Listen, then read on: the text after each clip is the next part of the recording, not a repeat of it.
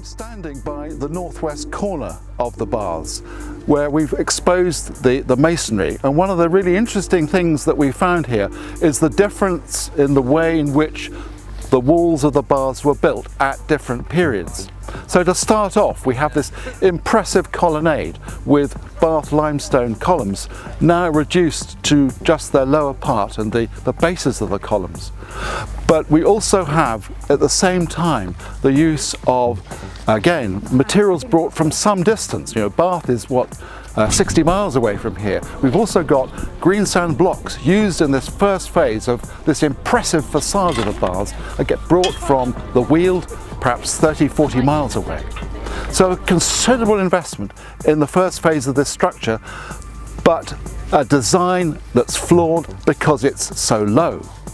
So they have to change, they have to adapt, and they do that by bringing in literally tons of gravel to raise the ground surface, and they do this at about the same time as they're constructing the street grid of Roman Silchester.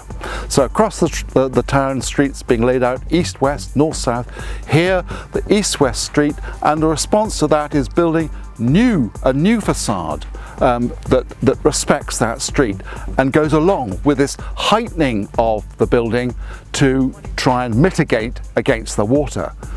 So flooding then in the early Roman period, flooding a problem then as it is and would be for us now.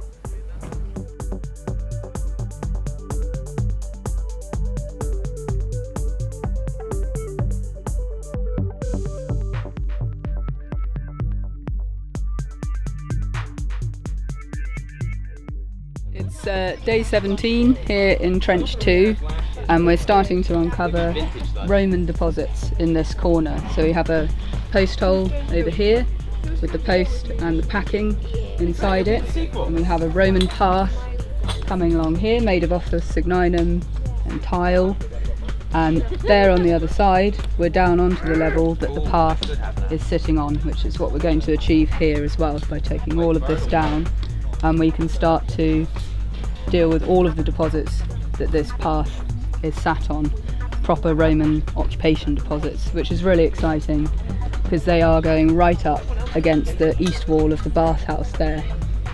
And our work in there is focusing on those floor layers.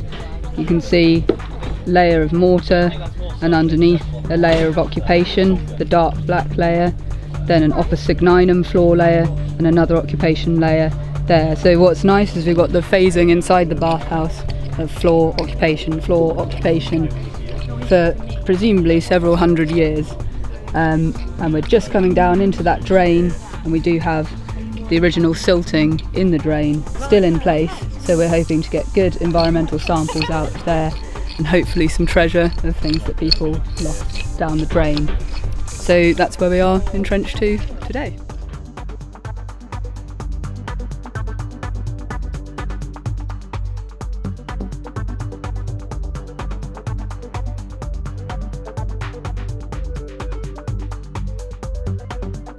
Okay, so we're in the middle of the chamber of the composite hypocaust, and you can see that we've got the peli stacks that would have supported the floor, and we're just removing the Edwardian backfill from the 1904 excavations.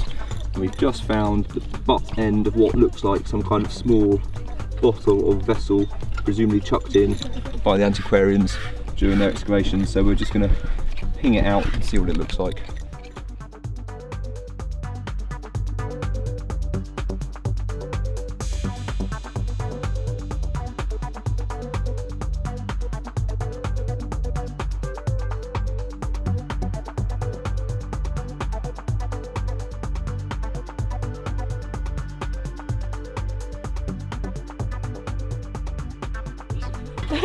It's worth it. I mean, that's fine at the seats. Got a bottle. Really good.